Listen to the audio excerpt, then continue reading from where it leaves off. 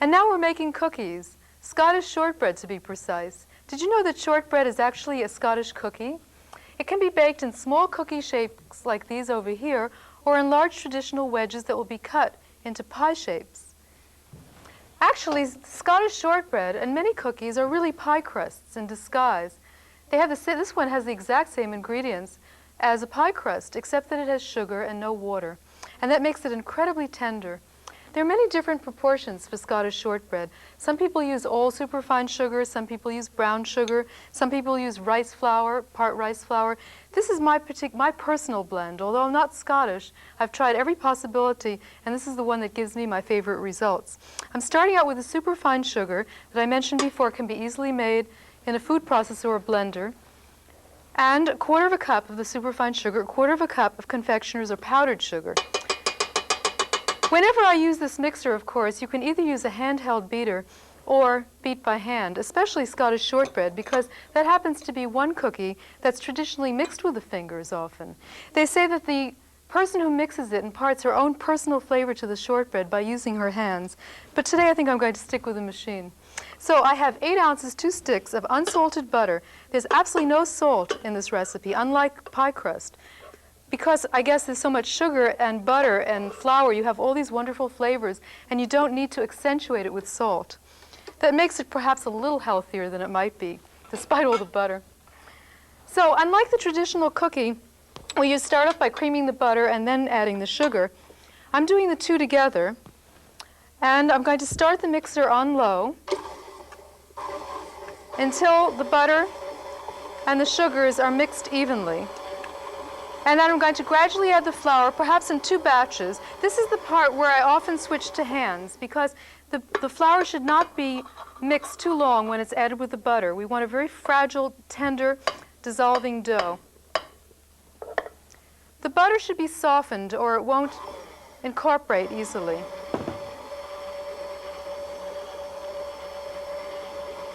Now you can see that it's beginning to moisten the dough, even though there isn't any water in the dough, because there is this high proportion of butter, and the sugar also tends to keep the moisture.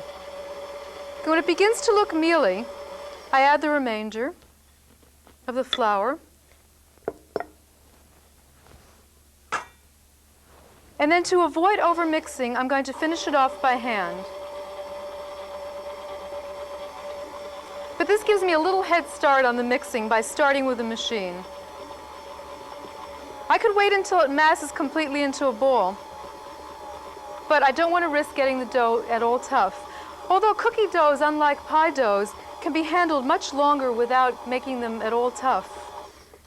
Okay, you can see that it's really beginning to hold together now. So I'm going to dump it out onto my board or a formica and knead it lightly until it comes together. Now, it's very easy to pat this mixture into a pan, such as this 8-inch pie pan, and bake it at 325 degrees for about an hour, or until it's a pale golden brown. See, it's just barely colored. Then I cool it in the pan and just flip it over, and it drops right out. And when it's totally cool, I cut it with a sharp knife. I'll cut that in wedges in just a moment. But to make these round, attractive little cookies, you need a special cutter, and you also need to make the dough a little bit softer, or it will be cracky and dry and cracked around the edges. It doesn't affect the flavor, but you need a slightly shorter dough to get the nice shape of cookies. Okay, so now that it's just beginning to come together, I'm going to knead it just as I would a pie crust. It kind of looks like the flaky pie crust that I did earlier. And then I'm going to divide the dough in half, and I'm going to add 2 tablespoons, 1 ounce of butter to half of the dough. And that will be for the round cookies. And I'll make a few cookies just to show you how easy and fun it is. I have this special cookie cutter from Toronto, Canada, that was given to me by Bonnie Stern, who has a cooking school there. And I really treasure it because it gives you that unusual shape on the cookie. But actually, Canada, with its British tradition, has many places that sell not only Scottish shortbread, but different types of presses that you can use to make the traditional Scotch thistle pattern, for example. Now, of course, the heat of my hands would start making it much too soft if I worked it too long. And I'm going to be pressing it into the pan, so no need to do it any further, just dividing it roughly in half. And the pan is unbuttered because there's certainly enough butter in the shortbread. Now, see how it's getting kind of sticky? If that's the case, you can just dip your fingers in either a little bit of grease, nonstick vegetable shortening spray, or flour. I don't like to add too much more flour. Or I could just slip this now in the refrigerator and chill it so that the butter gets a little firmer and my fingers don't absorb and the pastry doesn't absorb the heat of my fingers. So I'm going to put this aside for now and show you how easy it is to knead the remaining butter into the remaining dough.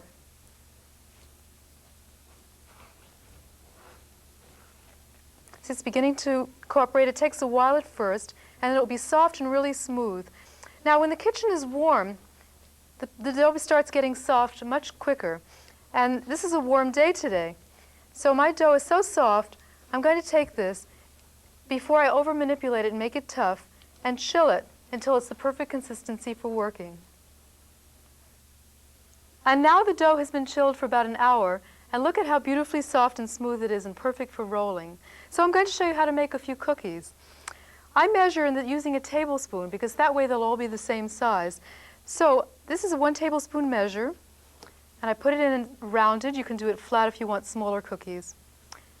The cookies will take a little less time to bake at 325 degrees. Instead of the 60 to 70 minutes, it might take 40 to 50. And I'm rolling them into nice little rounds. And then either I can use a glass, even a custard cup, dipping it in some cool water and just pressing it down. Or I can use this special cookie press. I'm pressing it right into the dough. And then up. It's stuck a little bit, but this gives you the unusual shape. Now actually, if I do it directly on the pan, say I want to bake just a few cookies, instead of using a cookie sheet, I'll use the back of a cake pan. You don't want to do the inside of the pan because the sides will keep it from browning. And it's ungreased, as usual, with shortbread. Just press it down with whatever press you have, and see how it sticks to the pan. Wood, somehow, it comes back up into the cookie cutter. I'll do one more. And if you do it on one surface, you can move it if you have a little spatula, or even with a knife.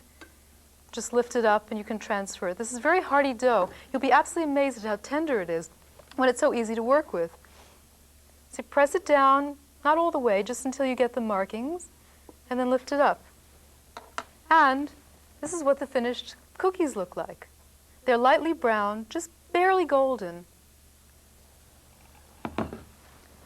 Now we have here one of the discs that was baked in an 8-inch cake pan. And when the dough had been pressed into the pan, I used the tines of a fork to create the traditional Scottish design, kind of like a thistle. I made little marks all around the sides, and then little holes throughout the dough.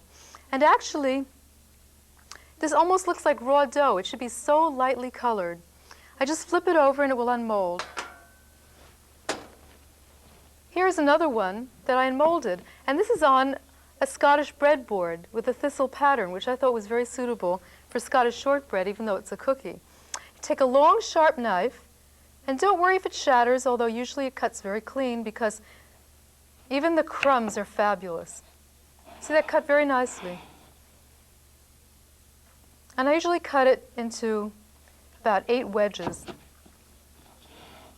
Remember that one recipe will give you 2 cake pans, or 1 cake pan and a whole bunch of cookies. There, and this is just a nice way to serve it. I just can't resist. Mmm.